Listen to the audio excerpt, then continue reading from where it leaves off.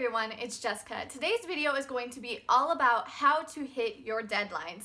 So I noticed that once I graduated college, once I was in the real world and at my job in my career, I noticed I really kind of struggled starting to hit deadlines. And what I realized with struggling with these deadlines is that I didn't really have that pressure that I had in college, like pressure of your peers and them turning in assignments, pressure of having a specific deadline that's set by somebody else and not yourself, and having that pressure and fear of letting somebody else down.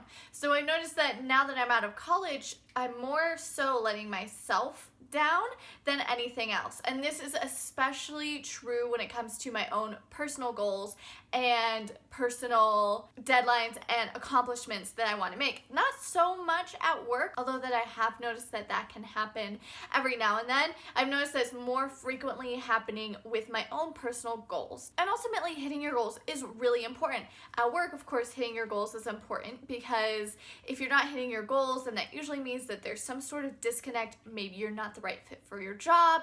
Maybe you'll end up getting a bad review. Maybe you'll let some other people down, or the company will lose some money because you're not hitting those deadlines. There can be a lot of bad things that can happen in the workplace if you don't hit your deadlines. But when you don't hit your deadlines at home and on your own goals, you're really just disappointing yourself, letting yourself down, and that can cause anxiety, stress, and all sorts of just other personal stress, and you can really start to get down on yourself and start to wonder, why can't I do these things? Why can't I just finish something? Why can't I commit to anything anymore? And I noticed that I really started just kind of pouting myself and being really negative towards myself because I wasn't hitting those deadlines, and I felt like something was wrong with me. But ultimately, there's a few things that you can put into place to really start helping you hit your deadlines, hit your goals, accomplish what you want to accomplish, and make things happen. So let's really quick go into these 5 tips. So the first one is to create goals with a specific deadline in mind. If you don't know what you're doing and you don't know when you need to get it done, then you're never going to get anything done. For your own personal goals, if you're running out, whatever goals you want to accomplish for the next week, month, year,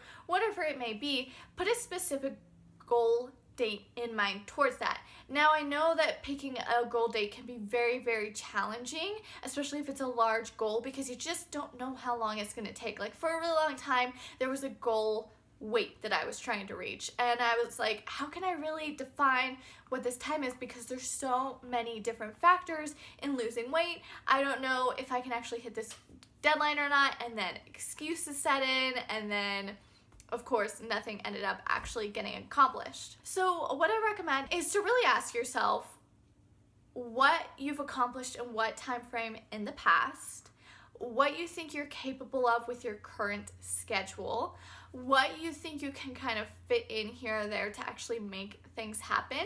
You want it to be a push. You want it to be a challenge so that you can't come up with those excuses of like, oh, well, I have plenty of time to get it done. But you also don't want it to be so close that you just get so overwhelmed and anxious that you feel like you just don't end up doing anything because you're just stuck in this like anxiety, stress, paralysis. And of course, the more you do this, the better you're going to get at it. Really, really think hard about what you feel like you can accomplish for your specific goal. The next thing is to be realistic with what you actually can accomplish.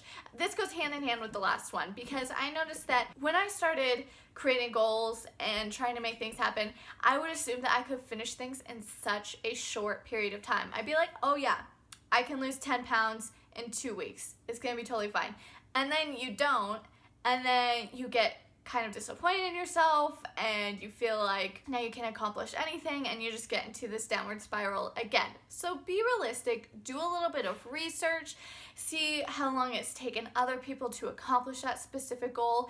If it's something for work and at your workplace, ask your coworkers what they think, ask your supervisor, ask your boss what they think, how long things should take, especially if you're new in your job. It's kind of hard to gauge. Like, yes, you should kind of know yourself and how much you can accomplish yourself, but depending on the task and depending on what it is, it kind of takes some time to really figure that out with a new task. So ask your coworkers, ask your supervisor, usually for a lot of projects, at least in my work, we are given a specific schedule, and so we just need to stick to that schedule, and I will write down smaller goals within that schedule and smaller tasks so that I know how long it's going to take, and it's more manageable that way. Which leads into my third tip, which is to plan 1 to 3 tasks per day.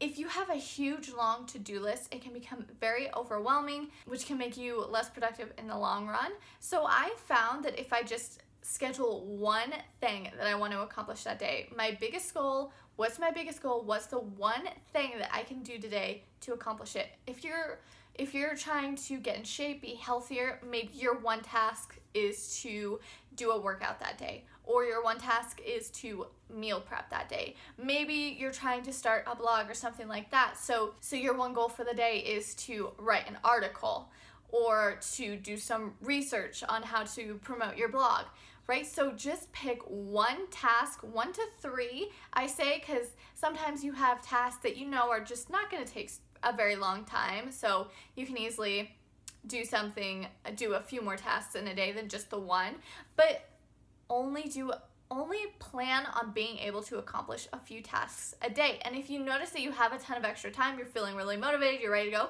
you can always do more tasks. Just because you don't have infinitely many tasks written down doesn't mean that you can't accomplish more in one day. And the next tip is to plan fun times and breaks. It's become very, very popular now to always say, oh, I'm busy. I don't know what I have going on. I just know that I have a lot to do, so I'm busy. And then you end up missing out activities with your friends, with your family, maybe with your significant other, and you can really start missing out on life. Then you start resenting the tasks that you do have to accomplish, and it's just kind of this really bad downward spiral. So yes, you might have this big goal in mind, all these things that you want to accomplish, but remember to live life as well.